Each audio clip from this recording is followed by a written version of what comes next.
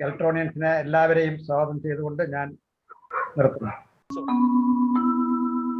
ഓമലാളെ കണ്ടു ഞാൻ പൂങ്കിനാവി, താരകങ്ങൾ പുഞ്ചിരിച്ച നീലരാവി. ഓമലാളെ കണ്ടു ഞാൻ പൂങ്കിനാവി, താരകങ്ങൾ പുഞ്ചിരിച്ച നീലരാവി.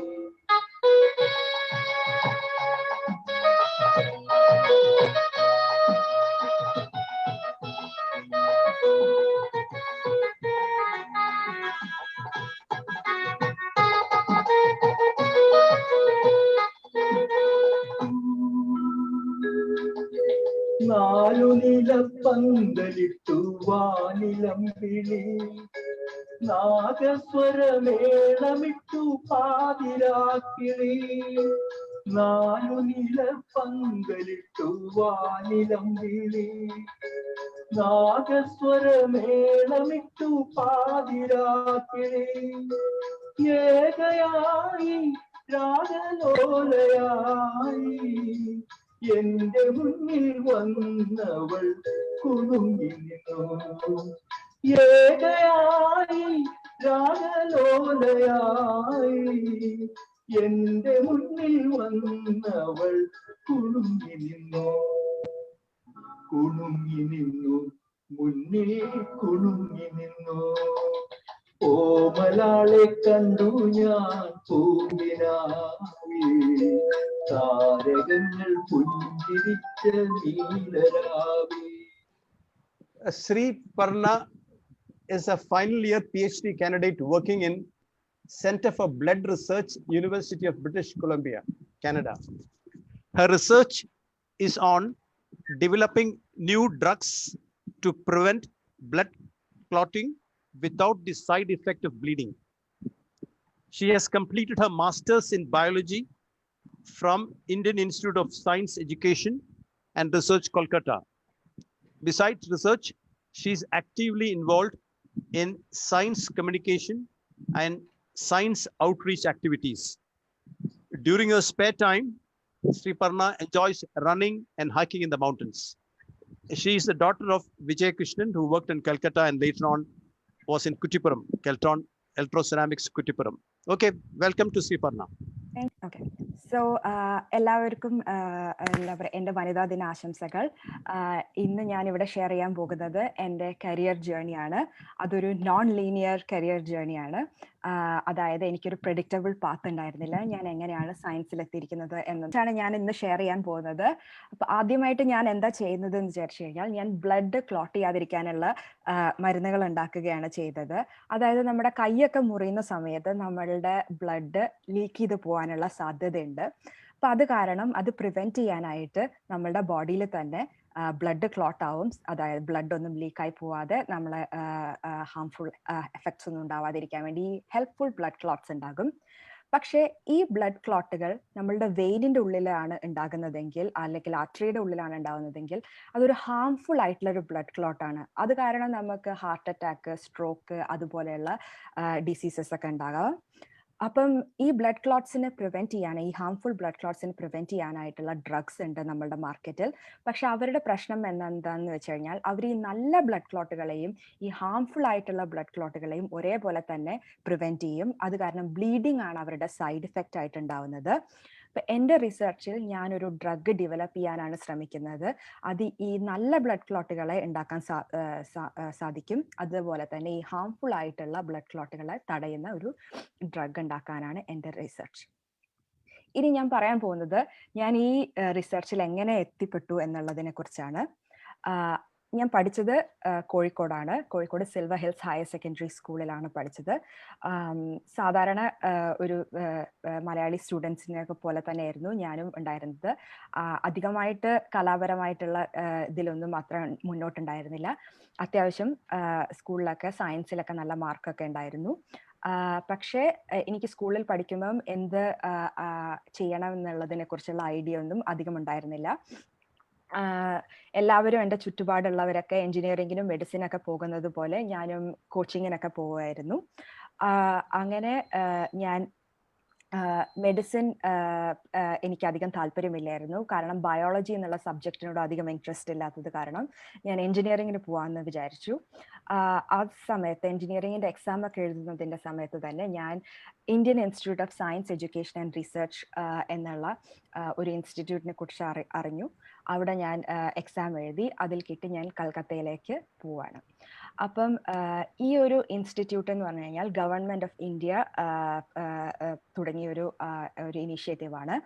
അതായത് നല്ല മാർക്കുള്ള കുട്ടികളും നന്നായിട്ട് പഠിക്കുന്ന കുട്ടികളൊക്കെ IIT-കളിലും പിന്നെ മെഡിസിനും മാത്രം സയൻസ് താല്പര്യമുള്ള കുട്ടികൾ പോകുന്നത് കാരണം ഇന്ത്യയിൽ സയന്റിസ്റ്റുകൾ ഉണ്ടാവുന്നത് വളരെ കുറയുന്നത് കാരണം ഇന്ത്യൻ ഗവൺമെന്റ് തുടങ്ങിയ ഒരു ഇനീഷ്യേറ്റീവാണ് ഈ ഐസർ എന്ന് പറയുന്നത്.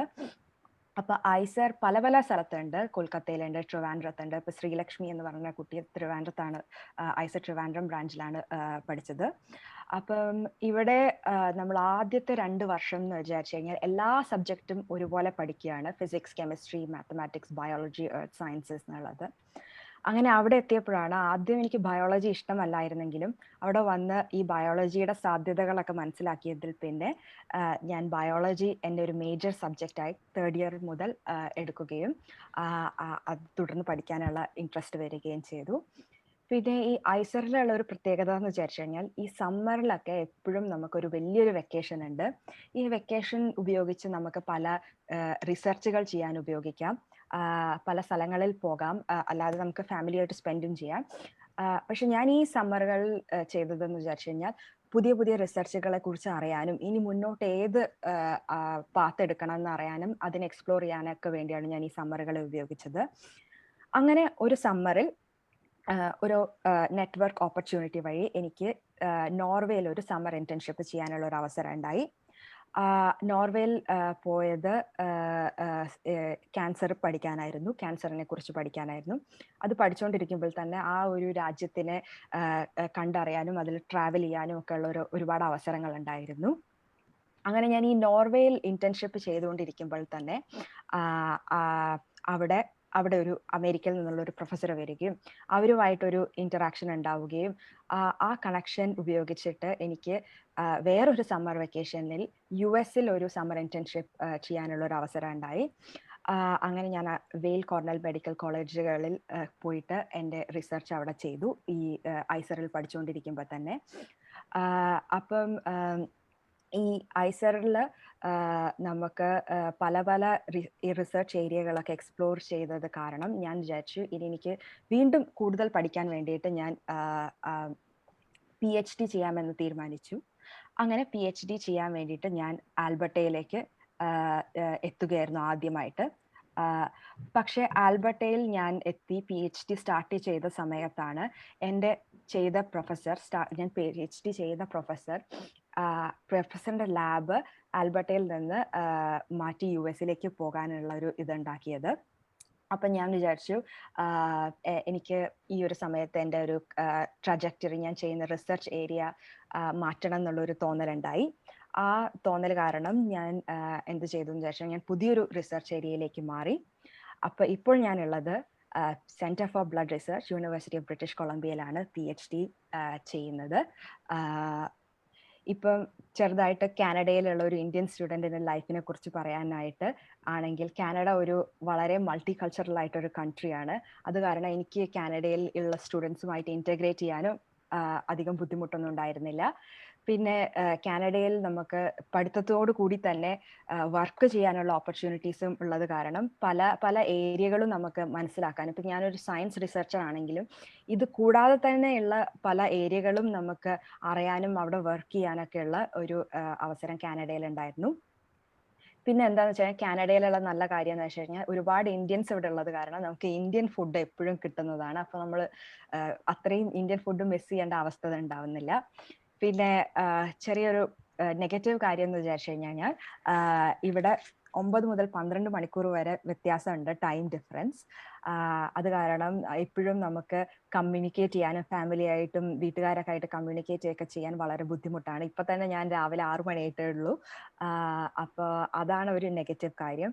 പിന്നെ ഞാൻ PhD ചെയ്യുമ്പോൾ നമുക്ക് അതിനുള്ള ഫണ്ടിങ് ഒക്കെ കിട്ടും, പക്ഷെ അതൊരു നമുക്കൊരു ഇനഫ് എമൗണ്ട് അല്ല. നമുക്ക് ജസ്റ്റ് ഒരു താമസിക്കാനും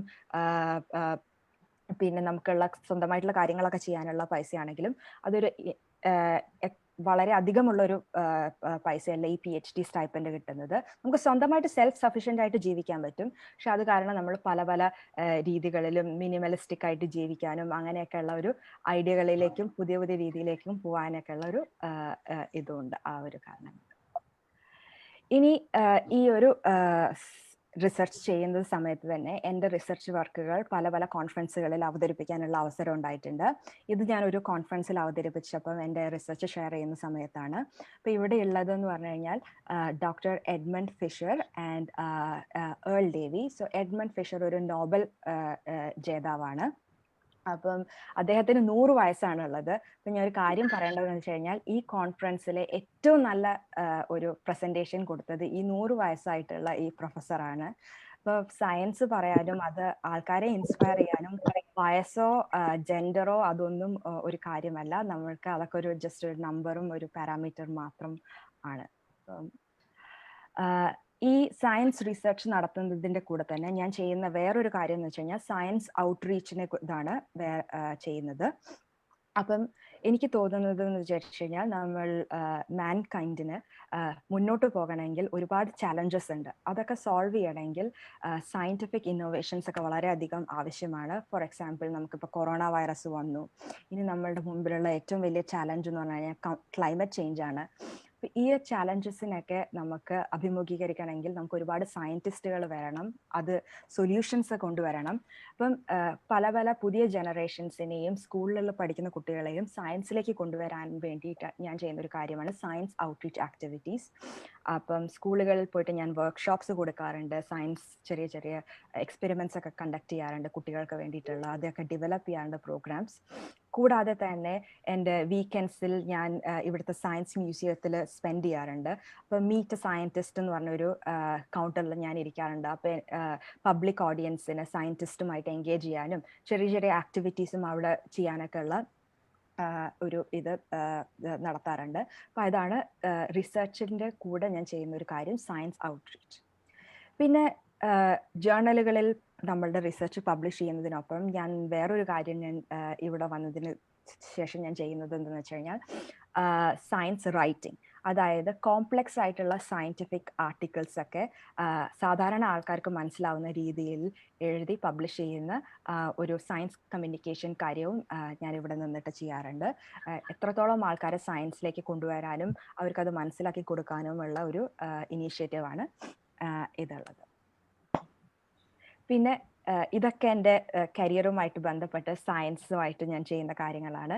പിന്നെ എൻ്റെ ഫ്രീ ടൈമിൽ ഞാൻ ചെയ്യുന്നതെന്ന് വെച്ച് കഴിഞ്ഞാൽ ഞാൻ ട്രാവൽ ചെയ്യാനും മൗണ്ടൻസിലൊക്കെ ഹൈക്ക് ചെയ്യാനും ആണ് ഞാൻ ആഗ്രഹിക്കുന്നത്. അപ്പോൾ എനിക്ക് എപ്പോഴും വീക്കെൻഡിലൊക്കെ സമയം കിട്ടുമ്പോൾ ഞാൻ ഈ ബ്രിട്ടീഷ് കൊളംബിയ, ഞാൻ താമസിക്കുന്ന സ്ഥലത്ത് ഒരുപാട് മലകളും വളരെ സുന്ദരമായിട്ടുള്ളൊരു സ്ഥലമാണ്. അപ്പോൾ അവിടെ പോയി അതൊക്കെ കാണാനും ഹൈക്ക് ചെയ്ത് മൗണ്ടനിൽ പോകാനൊക്കെ ആയിട്ടാണ് ഞാൻ ഉപയോഗിക്കുന്നത്. ചിലപ്പോൾ അവിടെ പോയി ക്യാമ്പൊക്കെ സെറ്റ് ചെയ്ത് താമസിച്ച് പിറ്റേ ദിവസം വരാനും ഉദ്ദേശിക്കാറുണ്ട്. അങ്ങനെ ചെറിയ ചെറിയ സമയം കിട്ടുമ്പോൾ ട്രാവൽ ചെയ്യാനും ഹൈക്ക് ചെയ്യാനും ഒക്കെയാണ് കണ്ടെത്തുന്നത്. ഇനി എനിക്ക് ഒരു കാര്യം ഇതിൽ നിന്ന് പറയാനുള്ള, എൻ്റെ കരിയറിൽ നിന്ന് പറയാനുള്ളത് എന്തെന്ന് വിചാരിച്ചു കഴിഞ്ഞാൽ, കരിയർ പാത്ത് ഒരിക്കലും എന്നെ സംബന്ധിച്ചിടത്തോളം അതൊരു ലീനിയർ ആയിരുന്നില്ല. ഞാൻ ആദ്യമേ എനിക്ക് അറിയില്ലായിരുന്നു ഞാനൊരു സയൻസ് റിസർച്ചർ ആവും എന്നുള്ളത്.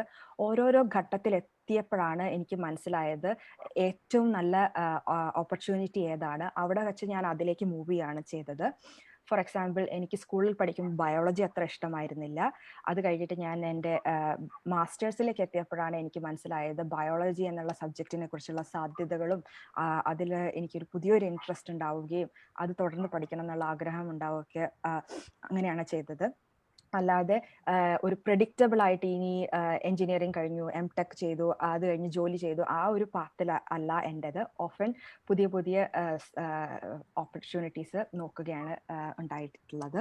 പിന്നെ രണ്ടാമതെന്ന് വിചാരിച്ചു കഴിഞ്ഞാൽ എൻ്റെ കരിയറിൽ ഹെൽപ്പ് ചെയ്തത് ബിൽഡിംഗ് ദ സോഷ്യൽ ക്യാപിറ്റൽ.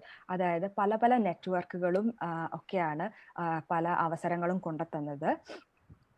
ഇപ്പം ഞാൻ മനസ്സിലാക്കിയതെന്ന് വെച്ച് കഴിഞ്ഞാൽ എല്ലാ ഓപ്പർച്യൂണിറ്റികളൊന്നും നമുക്കൊരു വെബ്സൈറ്റിൽ ഇടുകയോ അതിൽ നമുക്ക് അപ്ലൈ ചെയ്ത് നമുക്ക് ഇന്റർവ്യൂ കിട്ടുകയോ എന്നുള്ളതിന് പകരം നമ്മൾക്ക് പല ആൾക്കാരോടും ചോദിച്ചു കഴിഞ്ഞാലായിരിക്കും അവിടെ അങ്ങനെയുള്ള അവസരങ്ങളെ കുറിച്ച് അറിയുന്നത്. അപ്പൊ ഞാൻ അതാണ് വളരെയധികം ചെയ്തത്. ഒരു നെറ്റ്വർക്ക് ഉണ്ടാക്കാനും അതുപയോഗിച്ച് അവസരങ്ങളെ കുറിച്ച് അറിയാനും ഒക്കെയുള്ള ഒരു ശ്രമമാണ് ഉണ്ടായിരുന്നത്. പിന്നെ എപ്പോഴും ഓരോരോ ഓപ്പർച്യൂണിറ്റി വരുമ്പോഴും അത് ട്രൈ ചെയ്ത് നോക്കാനും പുതിയ പുതിയ മേഖലകളിലേക്ക് പോകാനൊക്കെയുള്ള ശ്രമവും ഉണ്ടായിരുന്നു. അതൊക്കെയാണ് എൻ്റെ ഈ കരിയറിൽ നിന്നുള്ള ജേർണിയിൽ നിന്നുള്ള ടേക്ക് അവേ. എല്ലാവർക്കും നന്ദി ഇതിൽ ശ്രദ്ധിച്ചിരുന്നതിന്. ഇനി എന്തെങ്കിലും ക്വസ്റ്റ്യൻസ് ഉണ്ടെങ്കിൽ ഞാൻ എടുക്കാം. എൻ്റെ മോളെ ഞങ്ങൾ ചിന്നു എന്നാണ് വിളിക്കുന്നത്. പറഞ്ഞത് നിങ്ങൾ എല്ലാവരും കേട്ടിട്ടുണ്ടാവും. അതിൽ കൂടുതൽ എനിക്ക് പ്രത്യേകിച്ച് അറിയാം. അവളുടെ രീതി നമുക്ക് പെട്ടെന്ന് മനസ്സിലാവും. പക്ഷെ അവളുടെ രീതിയിൽ പോകാനാണ് അവൾക്ക് താല്പര്യമുള്ള രീതിയിൽ പോകാന്നുള്ളതാണ് എനിക്കും ഇഷ്ടം, താല്പര്യം. അവൾ നല്ല ഹൈറ്റിൽ എത്തണം എന്നുള്ളതും മാത്രമല്ല, അതിൽ കൂടെ സൊസൈറ്റീനെ എന്തെങ്കിലും ചെയ്യണം എന്നുള്ളത് ഇതുകൂടിയാണ് എനിക്ക് പറയാനുള്ളത്. അത് അവൾ ചെയ്യുന്ന ഞാൻ വിചാരിക്കുന്നു. Okay, Sreeparna, nice presentation. ഞാൻ ഈ പർട്ടിക്കുലർ റിസർച്ച് ടോപ്പിക്കില് ഒരു അല്പം സാങ്കേതികമായിട്ടുള്ള ഒരു കാര്യം ചോദിക്കുകയാണ്. ഞാൻ മലയാളത്തിൽ ചോദിക്കുകയാണ്, കാര്യം കുറച്ചുകൂടെ ലളിതമായിട്ട് എല്ലാവർക്കും മനസ്സിലാവും. ഹെപ്പാരിൻ എന്ന് പറയുന്ന സാധാരണ ജനം മനസ്സിലാക്കിയെടുത്തോളം ആന്റി കോഗുലന്റ് ആണ് നമ്മുടെ ബോഡിയിലുള്ളത്. ആ ബോഡിയിലെ ബാലൻസിന് ഇംബാലൻസ് ഉണ്ടെങ്കിൽ ഹെപ്പാരിന്റെ ക്വാണ്ടിറ്റി അനുസരിച്ചാണ് ക്ലോട്ടിങ്ങിന്റെ ഫങ്ഷൻ റെഗുലേറ്റ് ചെയ്യുന്നത്. അപ്പൊ ഈ റിസർച്ച് ടോപ്പിക്കില് ഇത് വരുമ്പോൾ ഹെപ്പാരിനെ തന്നെ കൗണ്ടർ ചെയ്തുകൊണ്ടുള്ള ചില മെത്തേഡ്സും വേറെ ഇത് വരുമ്പോഴും ഹ്യൂമൻ സിസ്റ്റത്തിലെ ഇമ്പാക്ട്, ആ റിസ്ക് എലമെന്റ്സ് ആദ്യമേ ഐഡന്റിഫൈ ചെയ്യേണ്ടതുണ്ട്. മാത്രമല്ല ട്രയൽസിലൊക്കെ വളരെ കെയർഫുൾ ആയിരിക്കേണ്ട ആവശ്യം. ഈ റിസർച്ച് സ്കോളർ എന്നുള്ള നിലയിൽ ഈ കാര്യങ്ങളോടുള്ള അപ്രോച്ച് എങ്ങനെയാണ്? അത് ഒരു കാര്യം എന്ന് വെച്ചാൽ വളരെ ഇമ്പോർട്ടൻ്റ് ആയിട്ടുള്ള ഒരു ക്വസ്റ്റ്യൻ ആണ്. ഇപ്പം ഞാനിപ്പം ചെയ്യുന്നത് എന്ന് വെച്ചാൽ ബേസിക് സയൻസ് റിസർച്ച് ആണ്. അപ്പം നമ്മൾക്കിപ്പം ആദ്യമായിട്ട് നമ്മൾ ചെയ്യുമ്പോൾ നമ്മളൊരു പ്രൂഫ് ഓഫ് കോൺസെപ്റ്റ് മെക്കാനിസം ആണ്. എങ്ങനെയാണ് നമ്മൾക്ക് ഈ ഹാർംഫുൾ ബ്ലഡ് ക്ലോട്ടുകളെ മാത്രം തടയാൻ പറ്റുക, നല്ല ബ്ലഡ് ക്ലോട്ടുകളെ എങ്ങനെ തടയാതിരിക്കാൻ പറ്റും. അപ്പൊ അതൊരു കൺസെപ്റ്റിനെ നമ്മൾ പ്രൂവ് ചെയ്യുന്ന ഒരു ഡ്രഗുകളാണ് ഉണ്ടാക്കുന്നത്. ഈ ഒരു സ്റ്റേജിൽ നമ്മൾ സേഫ്റ്റിയെ കുറിച്ച് അത്ര അധികം ബോധേഡ് ആയിരിക്കില്ല. ഓഫ് കോഴ്സ് നമുക്ക് സേഫ്റ്റി വളരെ ഇമ്പോർട്ടൻ്റ് ആയിട്ടുള്ള കാര്യമാണ്.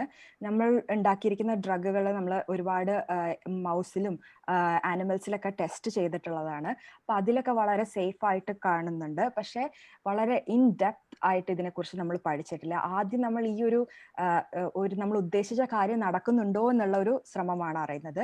ഇനി അത് നടന്നു കഴിഞ്ഞാൽ ആണ് നമ്മൾ പല പല സ്റ്റേജുകളിലേക്ക് മുന്നിലോട്ട് പോയിക്കൊണ്ടിരിക്കുന്നത്. നമ്മൾ കൂടുതൽ വലിയ വലിയ ആനിമൽസിൽ ടെസ്റ്റ് ചെയ്യും. അത് കഴിഞ്ഞിട്ട് നമ്മൾ ചെറുതായിട്ടുള്ള ഹ്യൂമൻ ട്രയലുകളിലേക്ക് പോകും.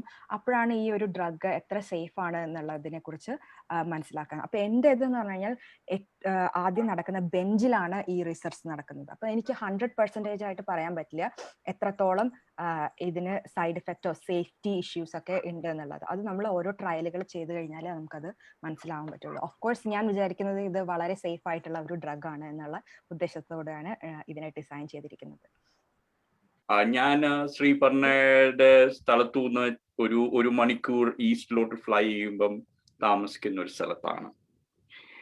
എന്റെ ചോദ്യം ഒരു എന്താ പറയുന്ന ഒരു geo political type.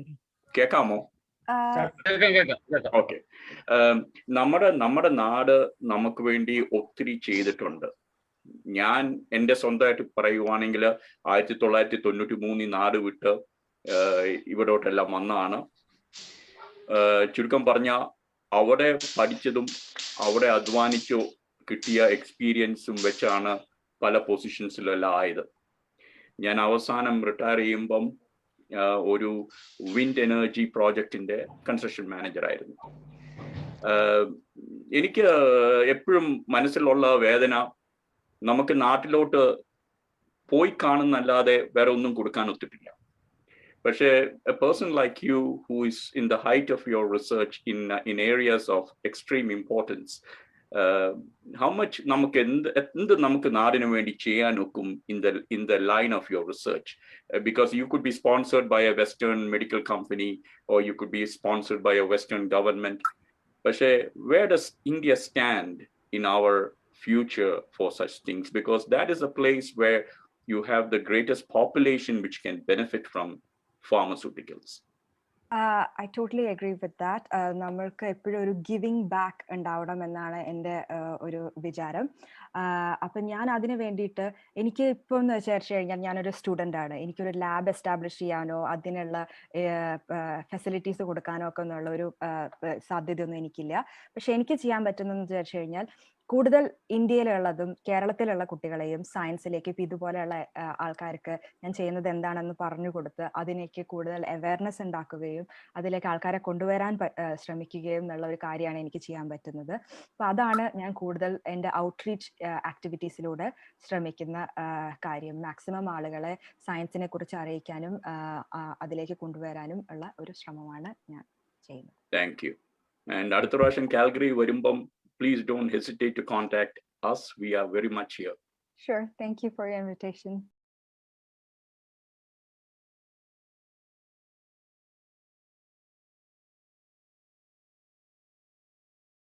Shrimati Gomathi C Keltron കൗണ്ടേഴ്സിൽ 1974 ജോയിൻ ചെയ്തു.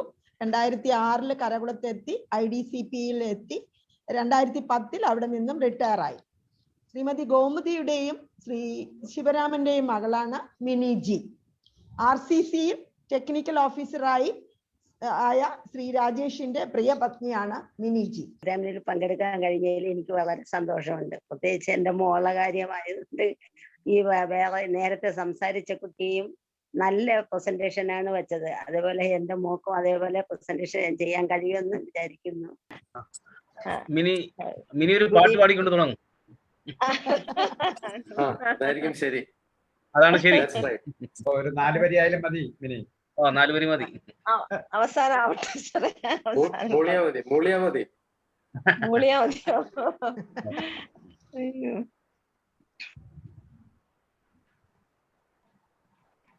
പൂമാനമേ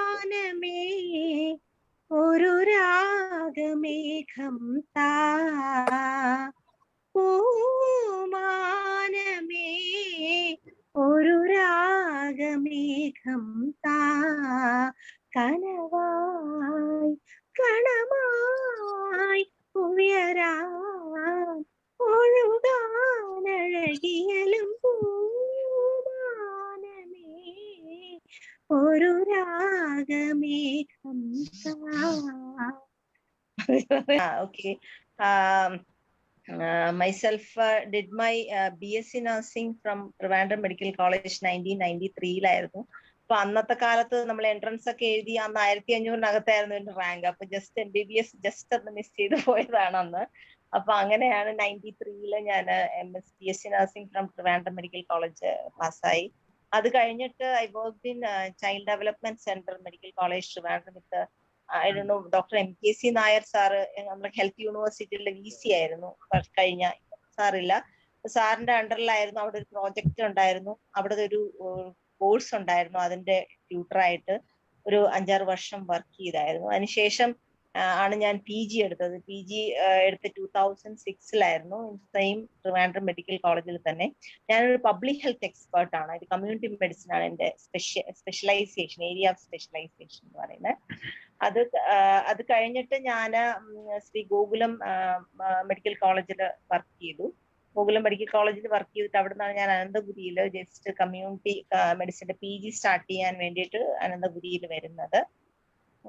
അവിടെ വർക്ക് ചെയ്തിട്ട് ഇപ്പൊ ഞാനൊരു overall I have 22 years of teaching experience in nursing. In between ഞാൻ ശ്രീചിത്രയില് വർക്ക് ചെയ്തിട്ടുണ്ട്, GG ഹോസ്പിറ്റലിൽ വർക്ക് ചെയ്തിട്ടുണ്ട്, ജൂബിലി ഹോസ്പിറ്റലിൽ കുറച്ച് നാളുണ്ടായിരുന്നു. എല്ലാം നഴ്സിംഗ് ഇവിടെ സ്കൂൾ ഓഫ് നഴ്സിംഗ് നഴ്സിംഗ് കോളേജുകളിൽ പഠിപ്പിക്കാനായിരുന്നു. ശ്രീചിത്രയിൽ ഞാൻ സ്റ്റാഫായിട്ട് വർക്ക് ചെയ്തിട്ടുണ്ടായിരുന്നു. ബിഫോർ മൈ PGക്ക് മുന്നേ വർക്ക് ചെയ്തു. പിന്നെ അത് കഴിഞ്ഞിട്ട് എനിക്ക് ട്രിവാൻഡ്രം മെഡിക്കൽ കോളേജിലും ആക്ച്വലി RCCയിലൊക്കെ പെർമനന്റ് PSc പോസ്റ്റ് കിട്ടിയതാണ്. പക്ഷെ അന്ന് എനിക്ക് ഞാൻ ജോയിൻ ചെയ്തില്ല.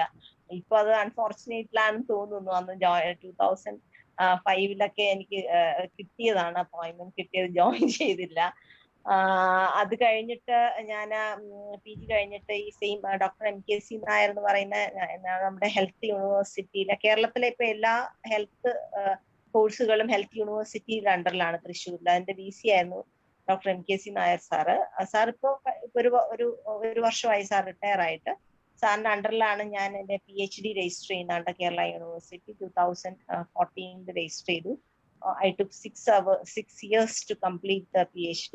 Actually, my PhD is on, since I am public health specialist ആയതുകൊണ്ട് തന്നെ I am more focusing on family ആണ് എന്റെ more focus. I strongly believe that if family is good, everything ഒരു half of the problem നമ്മുടെ സൊസൈറ്റിയിൽ മാറി കിട്ടും എന്നുള്ളത് തന്നെയാണ്. ഫാമിലിയുടെ കോർണർ സ്റ്റോൺ എന്ന് പറയുന്നത് തന്നെ ഹസ്ബൻഡ് ആൻഡ് വൈഫാണ്. So I studied the problems in marital problems, and I developed a marital tool to assess the partner relationship, whether they are having good relationship or having poor relationship. I developed a tool. I just want to publish that tool. No? I developed a tool to assess the what is the extent of marital harmony between them. And I'm more focused on the counseling also, marital counseling. If there is any problem in the couples, so I'm providing marital counseling also. And I have presented this paper to various conferences also. I have done one presentation in Muscat, Sultan Qaboos University, like a paper present ചെയ്തിട്ടുണ്ട്. And Manipal of Health Sciences, അവിടെ ഞാൻ 2 പ്രാവശ്യം പോയി present ചെയ്തു. Recent ചെന്നൈയിൽ ശ്രീ രാമചന്ദ്ര ഇൻസ്റ്റിറ്റ്യൂട്ടിൽ പോയി എനിക്ക് ബെസ്റ്റ് പേപ്പർ അവാർഡും കിട്ടിയായിരുന്നു. പ്രസന്റ് ചെയ്തു. ഓക്കെ. കറന്റ്ലി ഞാൻ പ്രൊഫസറായിട്ട് വർക്ക് ചെയ്യുവാണ് നഴ്സിംഗ് കോളേജിൽ, അനന്തപുരിയിലെ നഴ്സിംഗ് കോളേജ് പ്രൊഫസറാണ്. ദെൻ നേരത്തെ പറഞ്ഞ പോലെ മാഡം പറഞ്ഞ പോലെ ഈ UK-യിലെ റിക്രൂട്ട്മെന്റ് പ്രോഗ്രാംസ് ഉണ്ട്. ഓസീസ് റിക്രൂട്ട്മെന്റ് പ്രോഗ്രാംസ്, ഒഡേപെക് എന്ന് പറയുന്ന ഗവൺമെന്റ് ഏജൻസിയാണ്. അതിന്റെ ഒരു കൺസൾട്ടന്റും കൂടെയാണ്. അതിൽ നഴ്സസിനെ ട്രെയിൻ ചെയ്തിട്ട് will send them to UK for further recruitment. അപ്പൊ അതിനുള്ള ഒരു കൺസൾട്ടന്റും കൂടെയാണ് ഞാൻ. മീൻ വൈൽ അത് കഴിഞ്ഞിട്ട് ഇതിനിടയ്ക്ക് തന്നെ കുറച്ച് അല്ലാതെ കോഴ്സുകൾ ചെയ്തു. PG diploma in health science research എന്ന് പറഞ്ഞുകൊണ്ട് 1 year കേരള യൂണിവേഴ്സിറ്റി കോഴ്സ് ചെയ്തു. അതിന് എനിക്ക് ഫസ്റ്റ് റാങ്ക് ഉണ്ടായിരുന്നു. പിന്നെ അത് കഴിഞ്ഞിട്ട് PG diploma in hospital management ഉണ്ട്. പിന്നെ നമ്മുടെ റിസർച്ചിൽ ഡേറ്റ അനാലിസിസ് ഉണ്ട്, കുറച്ച് STS സോഫ്റ്റ്വെയറുകളുണ്ട് ഈ ഡേറ്റ അനാലിസിസ് ചെയ്യുന്ന. അപ്പൊ അതിന്റെ ഒരു കോഴ്സ് ഞാൻ ചെയ്തിട്ടുണ്ട്. അപ്പൊ അങ്ങനെ ഉള്ള കുറച്ച് കാര്യങ്ങളൊക്കെ ചെയ്തിട്ടുണ്ട്. അതാണ് ഇൻ നട്ട്ഷെൽ. ഉജ്ജ്വല കേന്ദ്രീയ വിദ്യാലയം കോട്ടയത്ത് നിന്ന് എല്ലാ വിഷയത്തിനും A1 ഗ്രേഡോടുകൂടി 10ാം ക്ലാസ് പാസ്സായി. അത് കഴിഞ്ഞ് ഭാരതീയ വിദ്യാഭവൻ ട്രിവാൻഡ്രത്ത് നിന്ന് ഇന്റർമീഡിയറ്റ് കഴിഞ്ഞു. MG യൂണിവേഴ്സിറ്റിയിലെ 4th റാങ്കോടുകൂടി സെന്റ് തെരേസാസ് കോളേജിൽ നിന്ന് BSc ബോട്ടണി പാസ്സായി. അടുത്തിടെ 2020 സർദാർ പട്ടേൽ യൂണിവേഴ്സിറ്റി ഗുജറാത്തിലെ യൂണിവേഴ്സിറ്റിയിലെ ഫസ്റ്റ് റാങ്കായിട്ട് MSc ബോട്ടണി പാസ്സായിരിക്കുന്നു. റിസർച്ചിന് നമ്മൾ നേരത്തെ കണ്ട ആൾക്കാരെ പോലെ തന്നെ റിസർച്ചിൽ വളരെ താല്പര്യമുള്ള ആളാണ് ഉജ്ജ്വല. പ്രധാനപ്പെട്ട ഇൻട്രസ്റ്റഡ് ഏരിയാസ് എന്ന് പറയുന്നത് plant taxonomy, cell biology, genetics, molecular biology, plant developmental biology, plant tissues culture മുതലായവയാണ്. ഇതിന് മുമ്പ് പഠിക്കുന്ന സമയത്ത് തന്നെ തീസിസിന്റെ ഭാഗമായി പല റിസർച്ചിലും പങ്കെടുത്തിട്ടുണ്ട്. BSc സമയത്ത് identification of SSR markers for QTL mapping studies in Hevea species.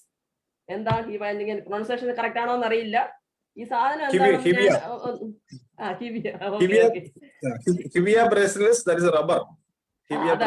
ഞാനത് നോക്കിയപ്പം ഇന്റർനെറ്റ് അടിച്ചു നോക്കി, റബ്ബർ ആണെന്ന് മനസ്സിലായി.